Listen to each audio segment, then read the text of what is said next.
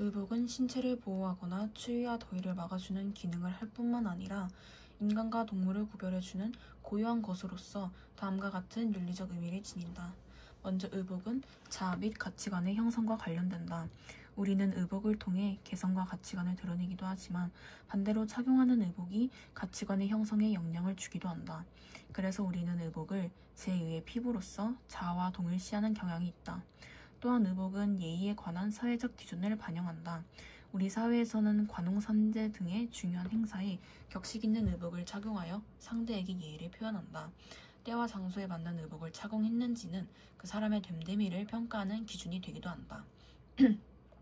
이처럼 의복은 개인적, 사회적으로 윤리적인 의미를 가지므로 우리는 의복과 관련된 쟁점을 윤리적 관점에서 살펴볼 필요가 있다. 한 대학 교정에서 오가는 학생들을 보면 유독 눈에 많이 띄는 옷차림이 있다. 서로 약속이나 한 듯 항공 점퍼를 입고 있다. 친구와 함께 항공 점퍼를 입은 한 학생은 나만 다른 것을 입으면 좀 이상한 것 같아 유행을 따랐다라고 말했다. 항공 점퍼는 이른바 클론템이라고 불린다. 클론템은 많은 사람이 입어 복제한 듯 보이는 옷이란 의미다. 클론템의 유통기한은 길게 보면 2년이지만 사실은 한철이다. 앞의 신문기사는 유행 추구 현상을 보도한 내용으로 유행 추구와 관련해서는 상반된 입장이 있다. 각 입장의 논거는 다음과 같다. 긍정적 입장의 논거는 유행을 따르려는 개인의 선택권을 존중해야 한다. 유행을 따르지 않는 사람들과 구별되는 개성의 표현이다. 최신 유행을 창조함으로써 새로운 가치관을 형성하는 계기가 된다. 부정적 입장은 유행은 기업의 판매 전략에 불과하다. 맹목적인 모방과 동조 현상이므로 몰 개성화를 초래한다. 최신 유행을 반영하는 패스트 패션은 자원 낭비, 환경 문제, 노동 착취 등을 초래한다.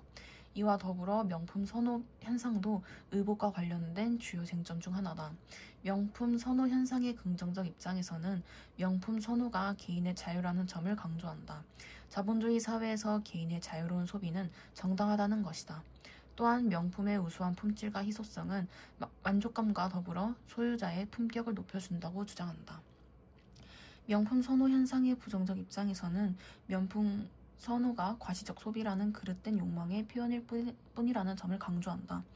명품을 구매하는 것은 상품 자체의 필요성에 의한 것이기보다는 명품을 소유함으로써 자신을 돋보이게 하려는 것에 불과하다는 것이다. 또한 소비자와 사치풍조를 조장하여 사회적 위화감을 조성한다고 주장한다. 고가의 명품을 구매하기 위해 자신의 경제력을 벗어난 그릇된 소비 풍조가 조장되고 사람들에게 박탈감을 유발하여 사회 계층 간의 분열을 촉진한다는 것이다. 위와 같은 논증을 통해 알 수 있듯이 의복은 개인적, 사회적으로 우리의 삶에 영향을 끼치고 있다. 우리는 의복과 관련된 사회적 현상이나 자신의 태도를 윤리적으로 성찰함으로써 바람직한 의복 문화를 형성해 나가야 한다. 고도로 산업화된 사회에서 명성을 획득할 수 있는 근거는 다름 아닌 재력이다. 재력을 과시하는 방편인 동시에 명성을 획득하고 유지하는 방편은 과시적 여가와 과시적 소비다. 그 과정에서 두 가지 방편은 모두 그런 여가나 소비의 가능성을 지닌 중하류 계급에서도 유행하기에 이른다. 과시적 여가와 과시적 소비의 발달 과정을 탐색해보면 공통으로 낭비라는 요소가 작용했음을 알 수 있다. 그것은 한편으로는 시간과 노력의 낭비고 다른 한편으로는 재화의 낭비에 나타난다.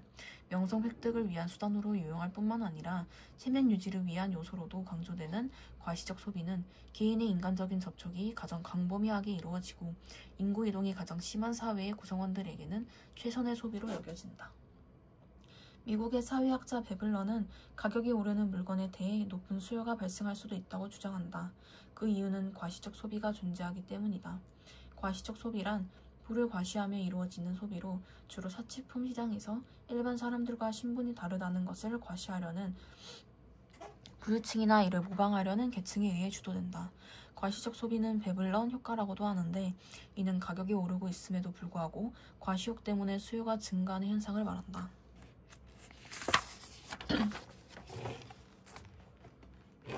최근 우리 사회에서는 바른 먹거리에 대한 관심이 높아지고 있다.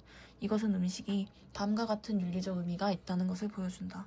먼저 음식은 생명권과 밀접한 관련이 있다. 음식 섭취를 통해 생명과 건강이 유지되기 때문이다. 또한 사회의 도덕성 및 건강한 생태계 유지에 영향을 준다. 믿을 수 있는 음식의 생산과 유통은 사회의 도덕성을 구현하며 올바른 방법으로 음식 재료를 획득하고 가공할 때 생태계가 건강하게 보존될 수 있기 때문이다.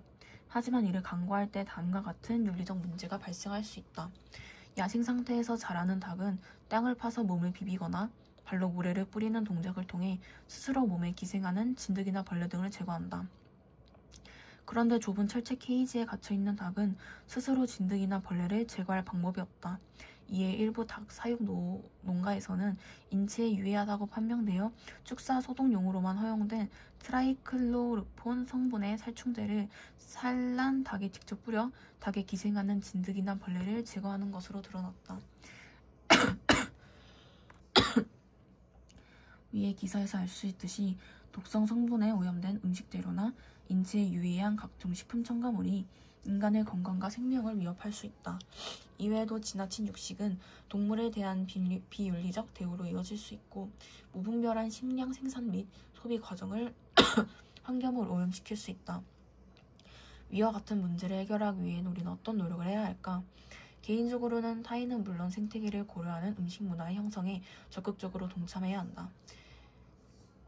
이를 위해 음식물 쓰레기 줄이기, 로컬푸드 운동이나 슬로푸드 운동에 참여하기, 육류 소비 절제하기 등을 실천해야 한다. 사회적으로 바람직한 음식 문화를 확립하기 위해 제도적 기반을 마련해야 한다. 안전한 먹거리 인증이나 성분 표시 등을 의무화하고 육류 생산 과정에서 동물의 고통을 최소화하는 제도 등을 마련해야 한다. 주거는 우리가 살아가는 장소뿐만 아니라 그곳에서 이루어지는 생활까지 포함하는 개념이다. 주거는 우리에게 심리적인 안정감과 휴식을 제공하며 가족 및 이웃과 함께 생활하는 과정에서 유대감과 소속감을 형성할 수 있도록 해준다. 이처럼 주거는 개인과 공동체 차원에서 윤리적 의미가 있는데 이를 간과하면 다음과 같은 문제가 발생할 수 있다. 주거 문화가 아파트 등 공동주택으로 바뀌면서 이웃 간 갈등이 심화하고 있다. 특히 최근 들어 아파트 층간소음 문제는 단순히 이웃 간에 일어날 수 있는 사소한 문제에서 나아가 폭력, 방화 또는 살인과 같은 사회적인 문제로 대두하고 있다.